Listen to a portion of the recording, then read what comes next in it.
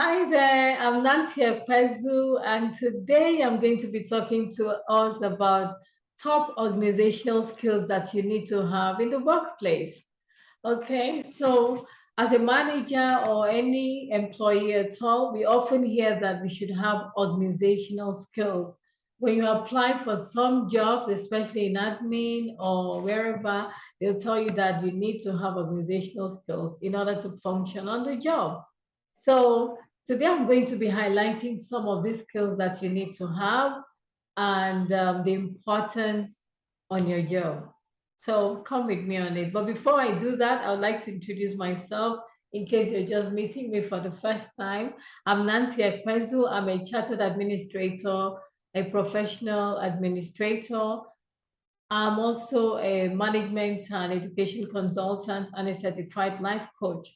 I've been an administrator in four reputable schools in Nigeria, leading to their development. And on my last job, where I resigned from in 2019, I was the school administrator over a cluster of three schools managed by a very reputable multinational company. That was from where I resigned to start my company, Pencil Smith Consulting. So at the moment, I'm the lead consultant at Pencil Smith Consulting and also the author of three amazing books. Let me see, I think I have the books right here. Let me check and bring them out. I'm actually somewhere to train and I have to pack the books right here. So I'm going to show you my books, my three books. Yeah. So I'm the author of these three amazing books. Dear Educator, which was published in 2019, and the School Administrator's Companion, and also Effective Boarding House Administration. So having said that, I'd like to go on now to the topic. So first, I need to look at tidiness and orderliness, tidiness, neatness, and orderliness. Sometimes when we are junior workers in an organization, we just do things the way we want to do it, under the supervision of someone. And when we get to admin and management, you now realize that a whole lot is required of you in staying organized. And one of the things you need to know is that you need to keep your desk clean, uncluttered, and and be able to sort out things that are pending and the ones that have been worked on, and in a way that it doesn't leave your desk cluttered with so many things that leads to your unproductivity in the day. Maybe trying to look for stuff that you kept, or trying to go through the rummage through the whole lot of paper all around you. It gets really crazy.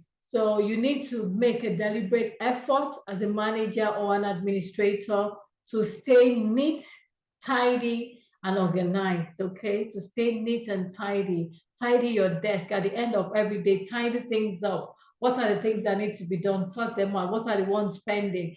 In fact, you should have a tray where you keep pending work, tasks that are pending, especially files that come in. You should have the ones that have been completed and need to be returned maybe to the filing room, or if you have a filing room, or at least returned to the cabinet where you file. Okay, another one would be efficient filing and record keeping. If you know me, I'm very big on record keeping and filing. And I did a video on these two topics. I have a video on school records and administration, and also on creating a filing system for your school. So look for them on my YouTube channel. If you haven't watched those videos, they are very, very useful, and they've been very helpful to quite a number of schools. I remember a school that even did had to project the video right on your screen for the entire school to watch. I mean, the videos I did on creating a filing system for your school, and also the one on school records management. Okay, so look for the files. So it's very important that things are filed away almost immediately. If you work in a large organization, you might want to do your filing twice a week, dedicate 2 days in a week where you get to file things away, but have a place where you keep them so that maybe every Tuesday or every Friday before you leave the office, you have things properly filed, and there should be someone dedicated to doing that if you're not the one doing it directly. Okay, so record keeping is very important. Filing is important. There's nothing as terrible as constantly looking for records and files here and there, and everybody starts blaming one another. Oh, I don't know who took it last or who used it last. Oh, this file should have been with Miss Nancy. No, it should have been with Miss Harriet. No, it should have been with Miss Lovett. You know, all those kind of things in an organization. They don't speak well of you, and they do not help your productivity, and you're not an organized manager or administrator if you're constantly looking for documents and files. All right, another one would be managing your emails. It's funny, but emails can take a whole chunk of your time in a day if you do not know how to manage them. By now, you should be able to prioritize which emails you need to read. I have emails that I color purple. I actually just check through the titles and click on them to either asterisk, star them, decide which ones are priorities and which ones are just to be read at my leisure. So learn to prioritize your manage your emails. Which emails must be read now? Which ones are you going to fix a task to it? Does it have a follow-up? Which ones can you ignore? Especially the ones that come as promotions. You know, sometimes people just get your emails and start sending you materials to market their organizations and talk about all their services. They are not your priority unless you're looking for that particular service. So learn to prioritize your emails. Which ones are priority? Which ones can you ignore? Which ones must you read now and respond to? Which ones need a follow-up? Learn to mark them accordingly so that you don't spend your entire day reading emails every day, both the important and unimportant ones. And then prioritizing your tasks. That brings me to prioritizing your task. What tasks are top priority? At the end of every day, you should be checking what you have achieved. Did you prioritize properly? For example, if a client calls right away, that should be priority above cleaning your desk, because you can clean your desk, tidy up your desk after you're done with consulting with a client. So dealing with a client should be top priority, to be priority over just, you know, any other little mundane things. So learn to prioritize. What are the things that are core in your business, in your organization? Give time to those ones. Dedicate your time to the things that are important, that have a large impact if they are not done.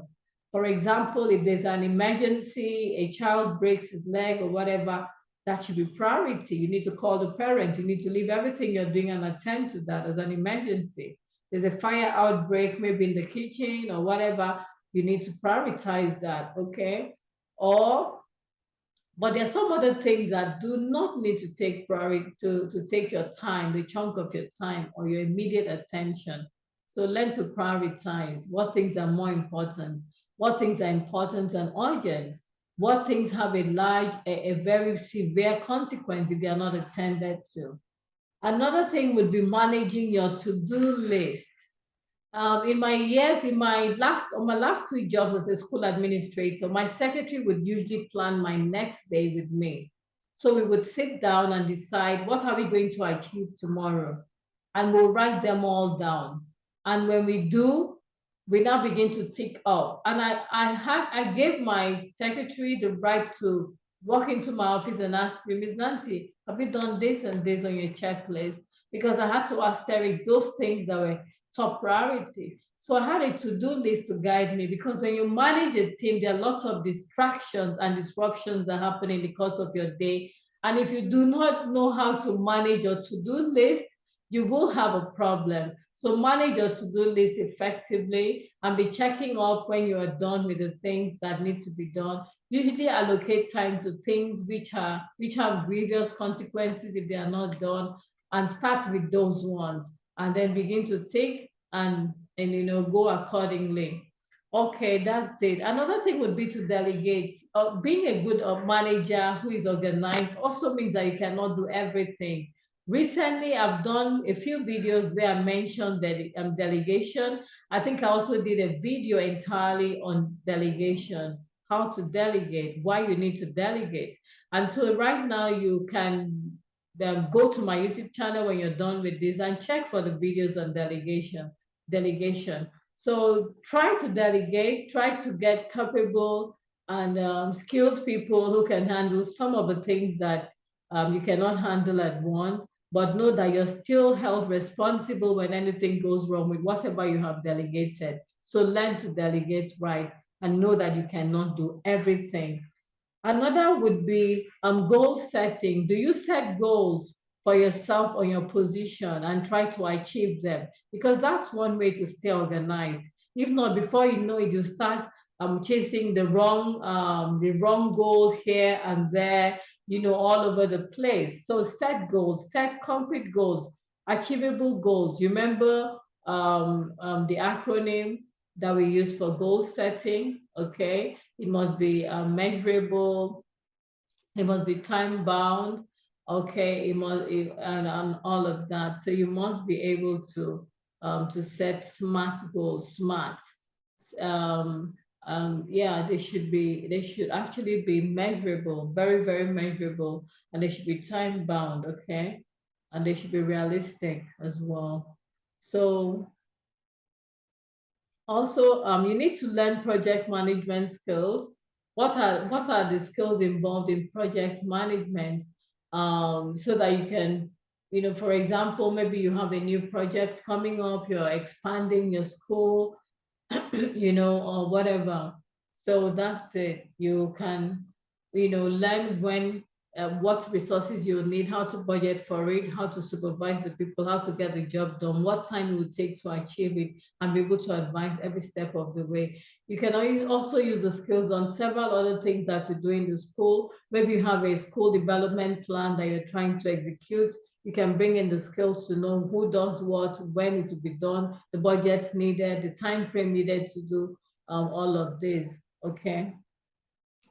And then you also need to have time management skills. Your time management skills are such that prioritizing is part of time management actually, but there's also something called blocking the time for each activity in the day. How much time do I spend on each activity? Do I allocate adequate time for the right tasks that need to be done, or do I spend it idling away and chatting, all over the organization on a work day?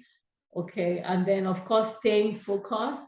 You need to stay focused. And I mentioned earlier that I do not like managers who get involved in everything and multitask and say they can do 10 tasks all at once. That would be counterproductive a lot of times. So I usually advise that you have one or two projects that you're focusing on and give your energy to it and try to complete them while you delegate some and follow up, instead of putting your fingers in all of the pies and doing everything all at once. It's normally not done. Okay, so that is it. Okay, so remember to set goals, smart goals. Okay, smart goals. All right, thank you. See you in the next video. I might do a video on setting goal setting, smart goals, how to set goals for yourself. But for now, thank you. I just had a training now, so I got popped out. I didn't really plan this. I just wrote down these points after I finished a training session this morning, and I'm going back to train. So I thought to record this video in between the tea break. Thank you very much and see you in the next video. Remember to subscribe to this channel if you haven't done so, and share, make comments. This was a very unplanned video. I'm sure it should. So I will do more organized ones where I sit down to plan, but I just came on screen to record this and make sure that you have something to watch during the week.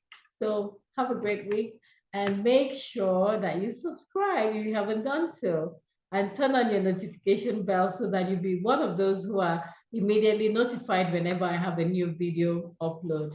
Ciao, ciao.